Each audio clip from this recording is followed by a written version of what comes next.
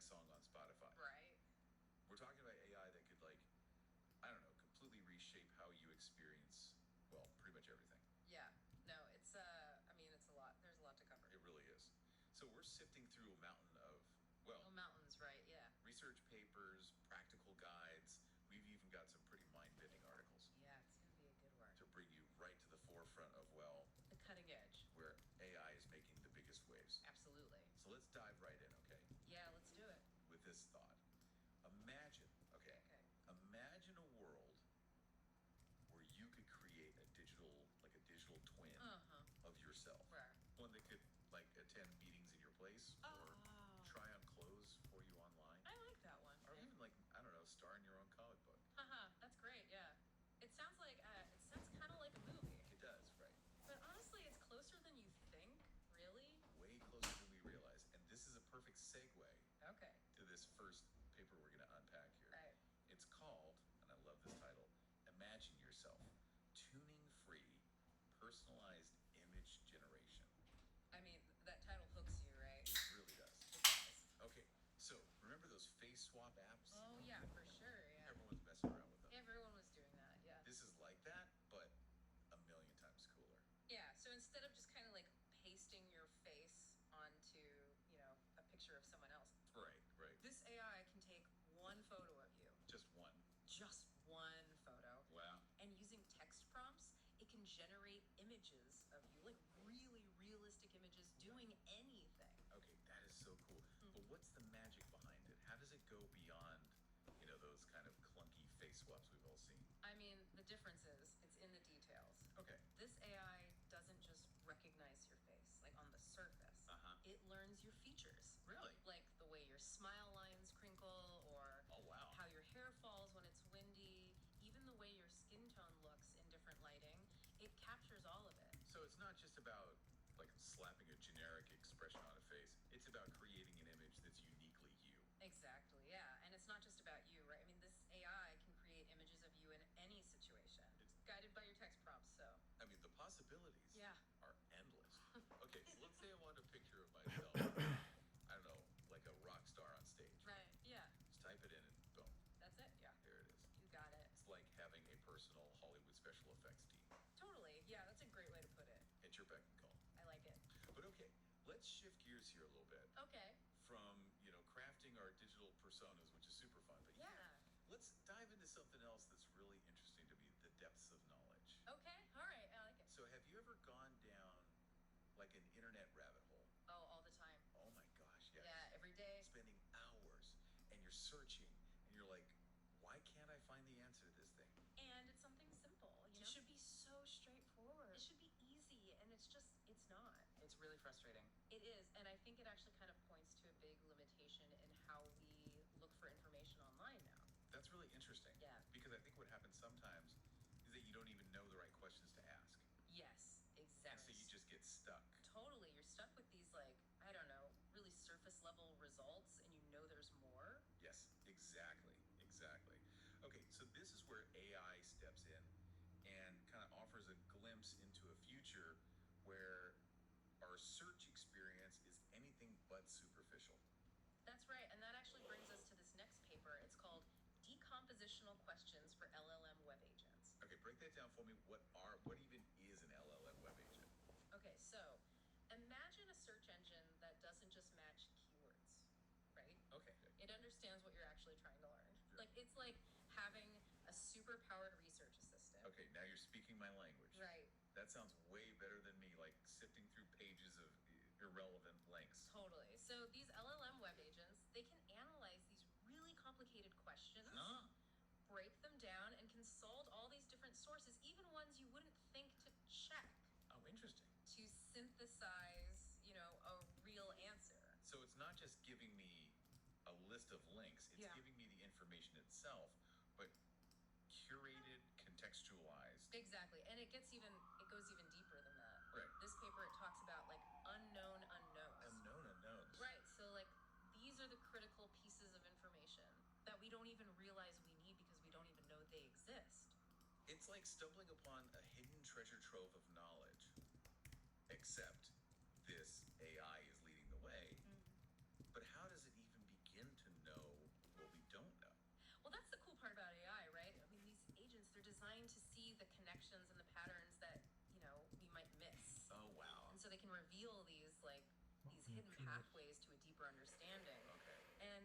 This is not, sci-fi. This technology is being used like right now in things like Bing Chat.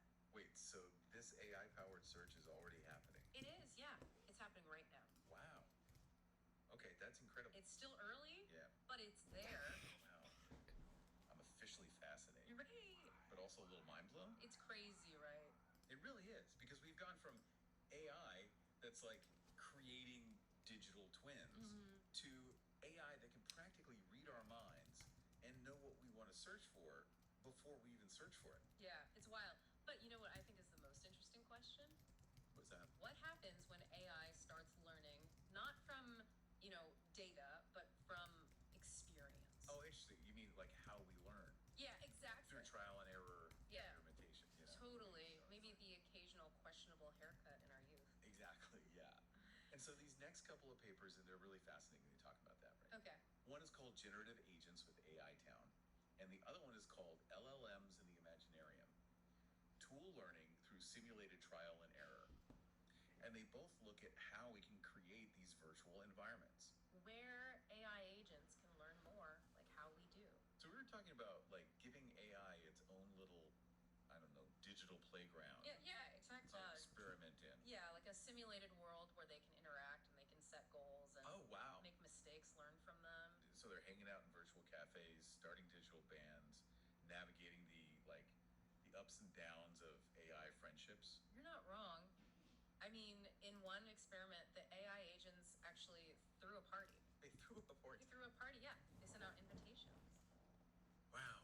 Okay, now I'm a little jealous of these AI agents, but Right. on a serious note, Yeah. what's the real takeaway here? Like, what can AI learn from throwing a virtual party?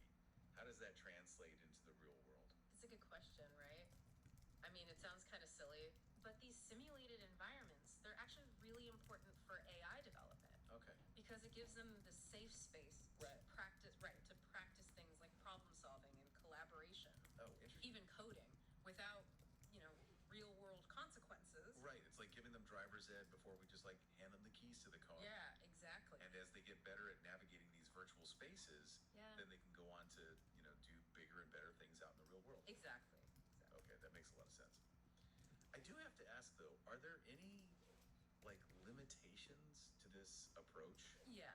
Because let's be real, I mean, as humans, we're great at learning from experience, Sure. but we're also, I don't know about you, but I make the same mistakes over and over. Yeah, no, it's true. And that's actually a really good point because that's one of the biggest challenges that AI research is facing right now. Yeah.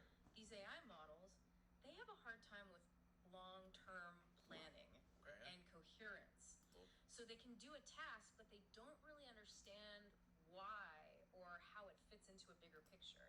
So they can like plan this great virtual party, Yeah. but then they forget why they even wanted to have a party in the first place. Yeah, kind of, yeah. And that's why things like simulated trial and error and, building AI memory, that's really important because if they can practice and make these mistakes Right. and then learn from those mistakes, it'll help them develop, a better understanding of kind of the world. Right. So it's almost like we're becoming like mentors to these AI systems, Yeah, guiding them to this more nuanced understanding of how things work. exactly. Which leads us to, I think, another really crucial question, which is, as AI becomes more and more integrated into our lives, Yeah. how do we teach it? And I guess even more importantly, how do we make sure that it's learning the right things? Yeah, that is the question, right? It really is. And that's exactly what this next paper it's called, Teaching Large Language Models to Reason with Reinforcement Learning. Okay. It dives into that. Okay, so break it down for me. What is reinforcement learning from human feedback? And like, how does it apply to AI and teaching it things? So instead of just using like tons and tons of data, Right. this is about actively teaching AI through feedback. Okay. So think about, when you tell a kid, good job. Right. Or you correct. Yep. Yeah. It's kind of like that, Okay. but obviously more complicated with AI. Right. So we're basically like shaping AI's understanding of the world through the way that we interact with it. It's almost like raising like a digital child. Yeah, and it makes you realize how big a responsibility this is. Huge. Because we're shaping their values. Yeah. We're shaping their priorities. Yeah, and that brings up a really good point. What's that? Whose values are we talking about here? Like are we just reflecting our own biases back on ourselves? It's a big question, because as we're shaping these AI systems, really just reflecting our own worldview back at ourselves, Yeah, and it's something that researchers are really thinking hard about. Yeah. And one way to deal with that is by making sure that the data we use to train the AI is diverse. And representative, so it's not just, one kind of perspective. So it's like we're making sure that this AI is getting like a well-rounded education. Exactly. Right, it's learning from all these different sources and viewpoints. Yeah, exactly. It's about broadening the AI's horizons, I guess you could say, and making sure it can deal with a complicated world. Right, and do it with nuance and sensitivity and all of that. Exactly. Yeah. And it all ties back to this idea that AI, like, it really is a reflection of ourselves in a lot of ways. Yeah. So if we want it to be, fair, unbiased, aligned with our values, we have to be really careful about the data that we're feeding it. Totally. And the feedback that we're giving it. Absolutely. It's a huge responsibility for everyone involved. It really is. It's like we're all part of this massive experiment, and the implications are huge, right? It's not just about, building smarter machines. Way bigger than that. Yeah. It's about redefining our relationship with knowledge itself. 100%. Yeah. How we get it, how we learn, how we make decisions. I mean, AI is going to change all of it. It's pretty wild to think about. It is. It's exciting, but it's also kind of, Yeah, like a little bit daunting. A little daunting for sure. But, no matter what, it's a conversation we have to have. We do. We have to talk about it. And that's exactly what we're trying to do here on the Deep Dive. That's right. And today we've covered so much, from AI that can personalize, create those images, those digital twins, to AI that knows what we're looking for before we even search for it. And we talked about how AI is learning, navigating these virtual worlds, and how we can teach it to think in a way that's, responsible. Right, and that aligns with, our human values. Exactly. It's been amazing. But I have to say, I feel like I'm walking away with more questions than answers. Oh, for sure. But maybe that's the good thing. I think so, yeah. Right. Because it just shows how much more there is to learn and discover. It really does. I mean, the more we learn about AI, the more we realize how much we don't know, It's true. But that's what's so exciting about it. Yeah. The possibilities are kind of endless. Totally. And the best part is, it's like, Oh my God. we're all in this together. We are, all of us. Yeah. So to everyone listening, stay curious. Keep asking those questions, and let's see where this incredible journey takes us. Because the future of, everything is being written right now, and we all have a front row seat. Okay, so wow. Lauren Boebert at Beetlejuice the Musical. Allegedly grabbing someone's crotch. It's almost too on brand, isn't it? Yeah. But that's what makes this whole thing so fascinating. It's not really about the scandal itself. Right. It's I was thinking about that point Dan Soder made on Tim Dillon's podcast. He said that her base is probably more surprised that she was even at a Broadway show in the first place. Exactly. Than that she acted up during it. Yeah. Yeah. This isn't just about one politician's behavior, though. Right. It sort of reveals something about how these figures really do often embody the values, even the maybe less savory ones, of their constituents. You know what I mean? Yeah. It's remember how Dillon and Soder went on that whole riff about Colorado? Yeah. Describing this weird contradiction, mini malls built on stolen land, but also this innocent, joyful curiousness. Right. And those things can exist at the same time. It's that kind of complexity that Boebert, maybe unintentionally, forces us to confront. It's like we want to dismiss her, but she's a reflection of something real. It definitely makes you think about the American West in a different way. Yeah, it does. It does. It's not all cowboys and open spaces, Yeah. right? There's a darkness there too. Yeah. Okay. So moving on. So dive a little deeper. Yeah, let's dive into this whole other aspect. So it's we're talking about these different realities people are living in, right? And it reminded me of that story Dan Soder told about his ex-girlfriend. The one who ran in those super wealthy circles. Well, yeah. It's easy to get caught up in the idea of all that money, right? But the more he described, the less glamorous it seemed. Right. And he even said, these people have to be, at least a little sociopathic, or else the rest of us we wouldn't stand a chance. He's got a point. How else do you function when you're that insulated? And then there's that whole thing with her and the Pierre Hotel, right? Oh my God, yeah. The Pierre's a hotel. It never even occurred to her. I know. It's those little details that are just, mind-blowing. Totally. Because it shows you just how different their worldview really is. And it's not even that they're, actively malicious or anything. Oh, It's no. they're they're just so removed from how most people experience the world. Right. And maybe that's even scarier, you know? Yeah. Because it makes you wonder about the limits of empathy. Like, how much can you really understand someone who lives in a completely different reality?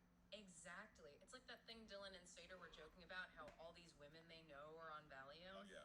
Compared to, like, our parents' generation, all those boomers with their emotions on full blast all the time. Oh, totally. And it makes you wonder if it's not just a joy here on Earth that we completely miss because we're so focused on ourselves. Because we're so used to our own way of doing things. Exactly. We're looking for signs of intelligent life that fit our definition of technology and communication.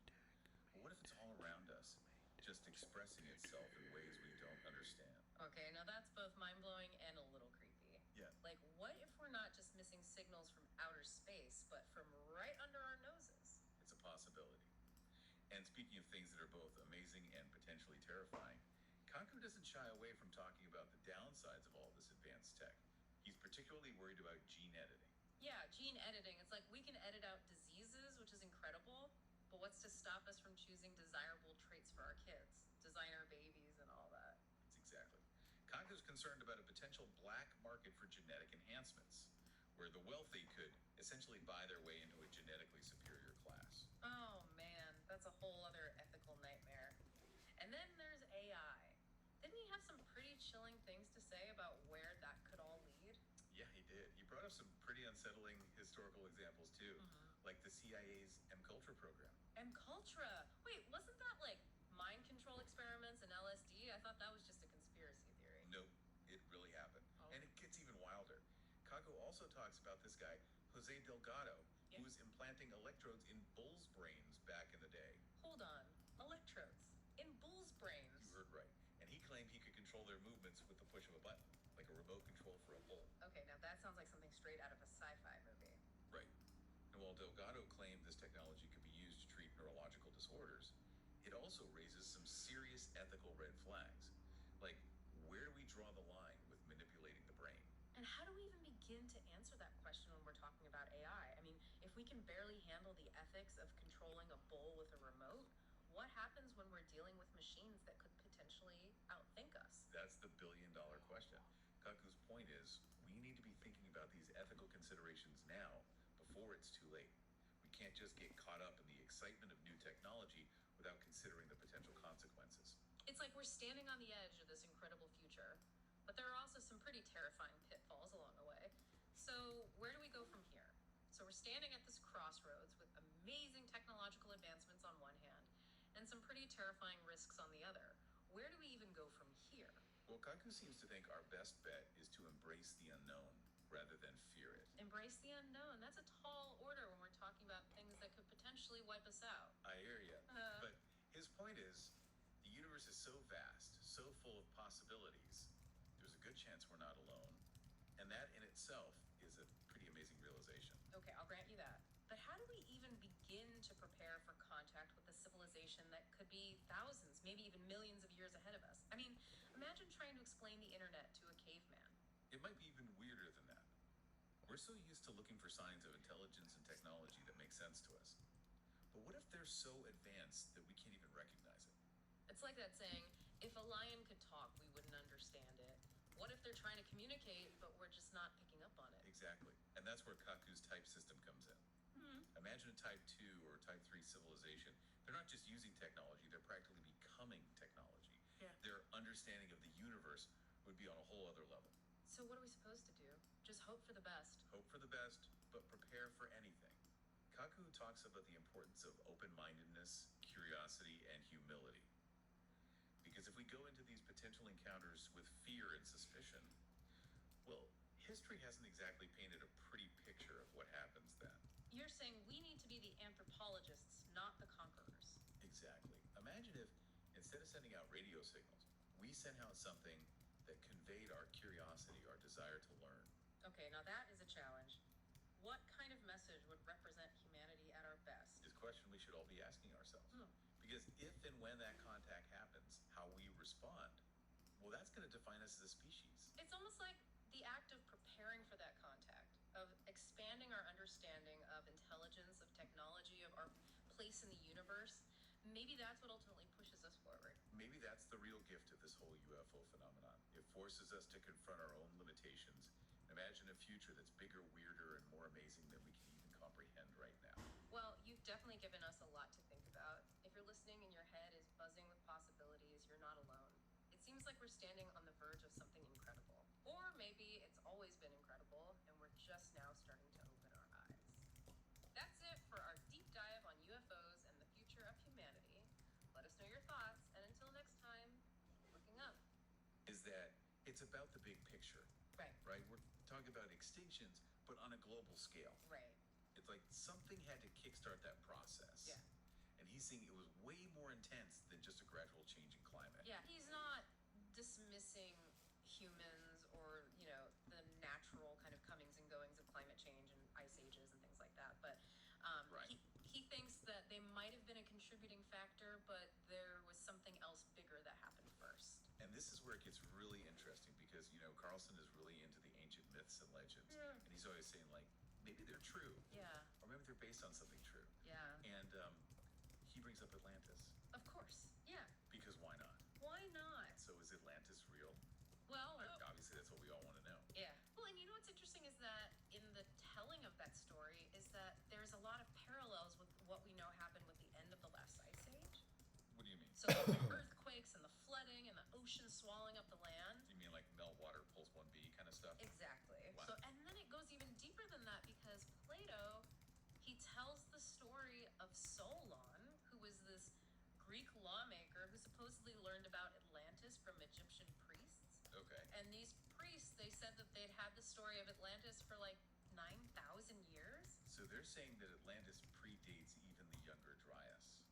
That's what they're saying. Wow. Which is incredible to think about because if there's a grain of truth to that, Right. then that means that whatever happened, it was so unbelievably cataclysmic Yeah, that its memory survived for thousands of years. that's incredible. It really is. So we've got this possible evidence for comet impacts, Yeah. megafauna extinctions. Yeah. Maybe Atlantis is real. I mean, It's mind-blowing stuff. it's a lot to take in. Is there any good news here? Well, the good news is that by understanding these past events, we can actually prepare for the future. Because if history teaches us anything, it's that we can't always predict what's going to happen. And that brings us to Carlson's final point, which is all about planetary defense. Right, because as he puts it, near Earth space is a lot more crowded than we think. And a lot more dangerous, too. Yeah, and we've had some close calls recently that are pretty scary when you think about it. Like that one in 2002. Yeah, the one with the asteroid that was almost a kilometer wide. Imagine that hitting Earth. I know, it would be devastating. And they only spotted it like a few days before it zoomed past. Exactly, which is why Carlson argues that we really need to up our game when it comes to planetary defense. So we need to be proactive, not reactive. Exactly. We need to learn from the past and be ready for whatever the cosmos might throw at us in the future. It's like that old saying, those who cannot remember the past are condemned to repeat it. Exactly. And when it comes to cosmic events, repeating the past is not an option. So there you have it. The energy paradox, the Younger Dryas impact hypothesis, the legend of Atlantis. It's been quite a deep dive. It really has, and hopefully it's given everyone a lot to think about. For sure. And who knows, maybe by unraveling the mysteries of our planet's past, we can create a safer and more sustainable future. Until next time, everyone. All right, buckle up, because we are diving deep into this wild conversation with Bobby Lee and Theo Vaughn. We're dissecting Theo's podcast this past weekend to really get under the hood of Bobby's humor and worldview. And let me tell you, this one is a wild ride, full of unexpected twists and turns. We're not just scratching the surface here. We're going deep into Bobby's personal struggles, his unique perspective on the world, the stuff that makes him tick. Yeah, and it's hilarious right off the bat, like from the first minute. We've got Bobby playfully calling Theo boiled egg as a pickup line. Classic Bobby, right? Okay. Pushing the boundaries, not afraid to be a little outrageous. Totally. But here's where it gets interesting. This boiled egg bit somehow morphs into this whole thing about the kinds of fans Theo attract. Like, what does that say about him? It's brilliant. This blend of self-awareness and social commentary all wrapped up in this hilarious package. They start riffing on these stereotypes like supermodel gypsies with henna tattoos, and you can't help but laugh. Right. Where do they even come up with this stuff? But it also makes you think, what does draw people to certain comedians? Are we drawn to people who reflect something back at us? It's fascinating. And speaking of unexpected, Bobby pulls out this gripe list he's compiled about Theo.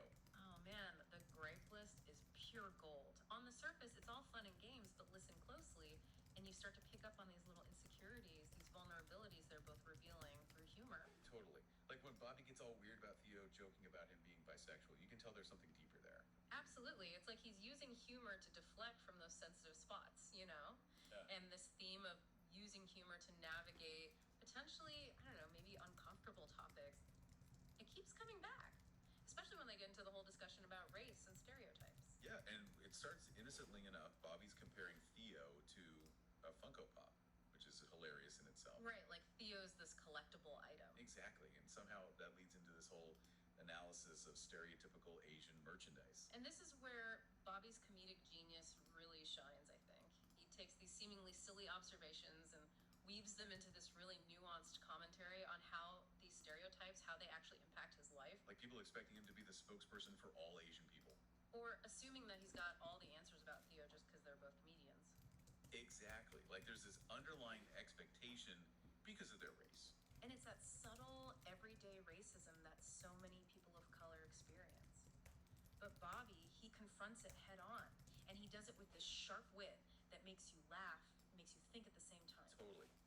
You're laughing, but you're also kind of squirming in your seat a little bit. Like, yeah, I've totally thought that way before. Maybe I need to check myself. Right. He's making us confront those uncomfortable truths, but in a way that's disarming and honestly kind of brilliant. And just when you think the conversation can't get any wilder, they go off on this hilarious tangent about, wait for it, the lack of an Asian Home Alone. Okay, yes. The Home Alone tangent. Uh-huh. It starts as this throwaway comment, right? Yeah.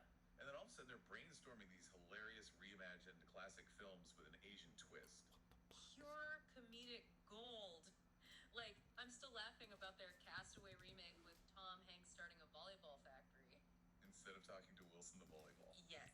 And it plays on those stereotypes about Asian work ethic, but in a way that exposes how ridiculous those stereotypes really are. Right. It makes you think, why hasn't there been an Asian Home Alone? Exactly. It's like they're subtly pointing out this huge blind spot in Hollywood representation without missing a beat in the comedy. And just when you think you've got them figured out, that you know where the conversation's going, they take this sharp turn into, well, let's just call it bizarre territory. You mean the whole Asian mermaid debacle? That's the one.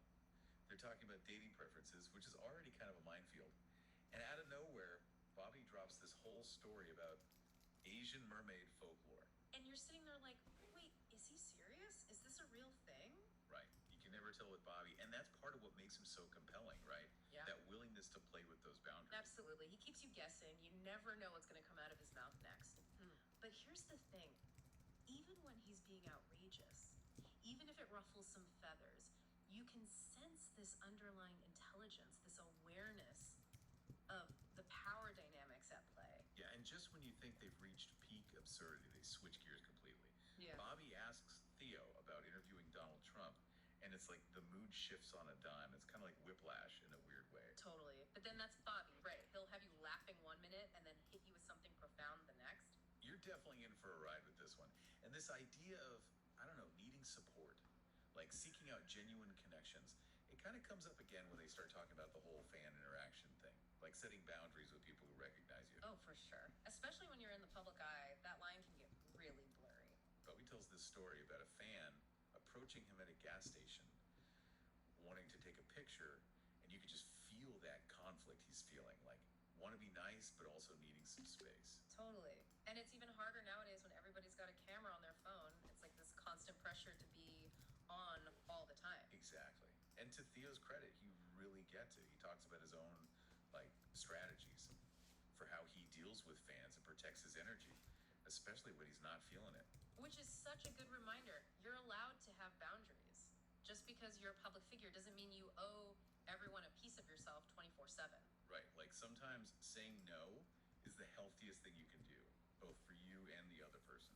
Absolutely. And that actually kind of ties into what I think is one of the most powerful moments in this whole conversation when they start talking about loneliness. Yeah, when things take a more serious turn. Like, here you have these two incredibly successful comedians, right?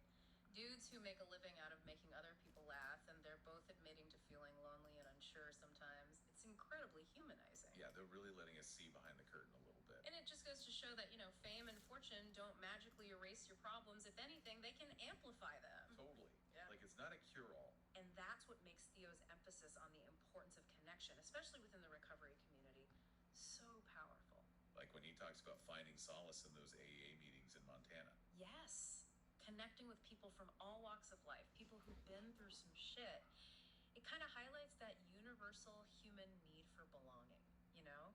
To have a space where you can be vulnerable and authentic without being judged. For sure. And just when you think the conversation can't get any more real, Bobby shares that story that his childhood cat, Tommy. And man, it's heartbreaking. And it's really telling. That's where we start to get a glimpse into like the roots of Bobby's comedic sensibility. Especially his relationship with his parents. Especially his dad. It's rough. The way he talks about his dad taking away his beloved cat because of his mom's allergies and like no explanation, no comfort, just a very blunt, stop crying. That's heavy stuff. You can just feel that childhood hurt resurfacing. And it's a powerful illustration of how those early experiences with loss and like emotional suppression, they can really shape our outlook on life. It really makes you think about like the long-term impact of that kind of upbringing. You know, always feeling like you have to push down those emotions, hide those vulnerable parts of yourself. Totally. And it makes you wonder, does it ever really go away? Or are you always carrying that with you? Right. Like, how do you even begin to unpack that? And I think for Bobby, humor is a big part of it. It's like this shield he's built around himself. I can see that. Always deflecting, always keeping things light. But as we've seen throughout this whole conversation, those walls can only hold up for so long. Totally. And that's what I love about this episode, I think. It's like we're getting these glimpses of like the real Bobby. The one who's searching for connection, for a deeper understanding of himself and the world. Yeah, like he's figuring it out as he goes along, just like the rest of us. Exactly. He's not afraid to be a little messy, a little contradictory. And honestly, I think that's what makes him so relatable, because aren't we all a little messy and contradictory sometimes? For sure. Like, he's giving us permission to embrace those complexities. Absolutely. To find humor in the midst of the, I don't know, the chaos of it all. So, like, as we kind of resurface from this deep dive into Bobby Lee's world, what do you think is the big takeaway? Man, that's a tough one. But if I had to pick one thing, I think it would be the power of vulnerability. To just be yourself, flaws and all. Exactly, because in those moments of vulnerability, in those cracks in the armor, that's where the real connection happens. That's where the good stuff is. And who knows, maybe if we can all learn to embrace those parts of ourselves a little bit more, we can create a world where laughter and tears can coexist. A world with a little more grace, a little more understanding. Absolutely, a world where it's okay to not have all the answers. And maybe, just maybe, a world with an Asian home alone. Now that's something I can get behind. This has been an amazing deep dive. I feel like we've really uncovered some fascinating layers to Bobby Lee's humor. And it makes you think, doesn't it? How does suppressing vulnerability shape our own comedic voices? How can we be more comfortable with those messier parts of ourselves, both in humor and in life? Something to ponder, folks. Until next time. Welcome to the deep dive. Today we're going straight to the source on Elon Musk's Neuralink.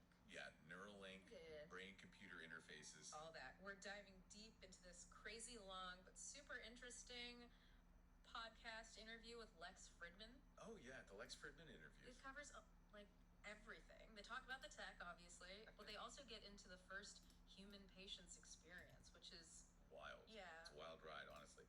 You know what really struck me going through all of this? What's that? It wasn't just the what of Neuralink, you know, like what it is and how it works. It was really the why. Okay, I'm intrigued. Why? Elon Musk, he's not just trying to build some cool gadget, right? He wants to tackle these huge limitations that we have as humans. Okay, what kind of limitations? I mean, I feel like my phone is already like an extension of my brain. Right, but he's talking about going way beyond that. He actually compares Neuralink to the development of language. Whoa. Yeah, both of them are tools that connect our thoughts to the outside world, but Neuralink, it's like this massive speed upgrade to the interface. So instead of trying to find the right words, we could just think something and transmit it directly. Exactly. He even talks about conditions like Alzheimer's. He doesn't just see them as diseases, but as examples of how our own biology can fail us. I've never thought about it like that. And Neuralink, he thinks it could be a way to overcome those limitations, really push the boundaries of what humans can do. That's a bold vision. But before we get too deep into like the philosophy of it all, let's talk about how it actually works. This implant, the threads, the electrodes, it sounds like something out of a sci-fi movie. It's pretty wild. And the design is surprisingly elegant too. You know how they get those threads into the brain? I was wondering about that. DJCO, he's the lead on the implant design, and he actually took inspiration from sewing needles. Sewing needles. Yeah. They needed something super thin and flexible to weave through brain tissue without causing damage. Sewing needles and brains. That's not a connection I would have made. But it makes sense, right? You need something really precise for a surgery like that. Absolutely. And it's not just a one-time thing. They had to think about how the brain would react over time, how to prevent scarring, and then there's the battery. Oh, right, the battery. How do they even... Wireless charging without, frying your brain. The engineering is mind-blowing. It really is. Speaking of mind-blowing, how about that surgery? Brain surgery just sounds terrifying. How do they even start? Well, Matthew McDougall, he's the head neurosurgeon at Neuralink, and he gets into a surprising amount of detail about the surgery in this interview. So they actually have this surgical robot that handles the really delicate part. A robot brain surgeon. I know, right? It says the most delicate part, placing those tiny threads into the brain. I have to ask, why a robot? Why not a human surgeon? It turns out, even the steadiest hands are still too shaky for something this precise. The robot operates on a microscopic level, so it minimizes damage to the surrounding brain tissue. The surgeons are still in charge, of course, but the robot does the heavy lifting. Literally. Okay, so you've got the implant, the surgery, but how do you get from brain signals to actually controlling something? Our brains are complicated. That's where it gets really interesting. They're basically translating those brain signals into commands that a computer can understand. Wow, so they're like deciphering a secret code. Kind of. They use these complex algorithms to get rid of noise, find the patterns, and then figure out what the user wants to do.